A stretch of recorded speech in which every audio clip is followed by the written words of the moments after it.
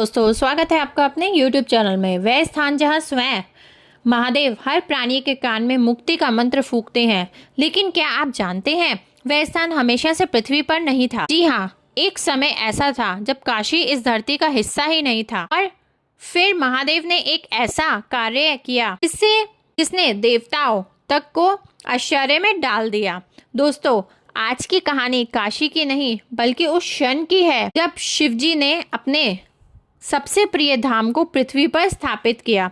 कहानी सृष्टि के प्रारंभिक काल की है, जब पृथ्वी नई बनी थी, नदियां बह रही थी, पर्वत खड़े हो रहे थे और देवता अपने अपने लोकों में विराजमान थे।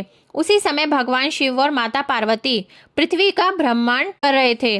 तभी महादेव की दृष्टि एक विशेष स्थान पर पड़ी। दो पवित्र धाराओं वरुणा और असी के बीच की भूमि। उस स्थान को देखते ही महादेव कुछ क्षण के लिए शांत हो गए, मानो उन्हें वही स्थान सबसे प्रिय लग गया हो। उन्होंने माता पार्वती से कहा, देवी यह भूमि साधारण नहीं है, एक दिन यह स्थान अनगिनत जीवों को मोक्ष का मार्ग दिखाएगा। लेकिन तब वहाँ कोई नगर नहीं था, ना मंदिर था, ना घाट था, ना गंगा आरती, सिर्फ एक पवित्र भूमि। तभी महादेव ने एक दिव्य संकल्प लिया।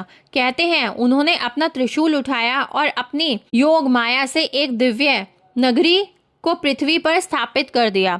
वह नगरी थी काशी, एक ऐसी नगरी जिसे स्वयं शिव ने अपना निवास बनाया। और यहीं से शुरू हुआ काशी का दिव्य इतिहास। लेकिन सबसे बड़ा रहस्य अभी बाकी था। देवताओं ने महादेव से पूछा, प्रभु आपने इस नगरी को इतना विशेष क्यों बनाया? तब शिवजी ने उत्तर दिया, कलयुग में जब धर्म कमजोर होगा, जब मनुष्य पापों से घिर जाएगा, तब भी यह स्थान उसे मुक्ति का मार्ग देगा। मैं स्वयं यहाँ निवास करूँगा और कभी इसे छोड़कर नहीं जाऊँगा। इसी कारण काशी को अभिमुक्त क्षेत्र कहा जाता है, अर्थात यह स्थान जिसे महादेव भी नहीं छोड़ते। कहते हैं यही कारण है कि काशी में मृत्यु को अंत नहीं बल्कि मुक्ति का द्वार माना जाता है, क्योंकि वहाँ केवल गंगा नहीं बहती, वहाँ स्वयं शिव की कृपा बहती है। और शायद इसी कारण हजारों वर्षों बाद भी जब काशी के घाटों पर हर हर महादेव की गूंज उठती है तो भक्त मानते हैं कि महादेव आज भी वही हैं, अपने प्रिय नगर में, अपने भक्तों के बीच। अगर आप भी महादेव की नगरी काशी को मोक्ष का द्वार मानते हैं तो कमेंट में हर हर महादेव अवश्य लिखें और इस दिव्य कथा को अपने दोस्तों के साथ शेयर करें। धन्यवाद।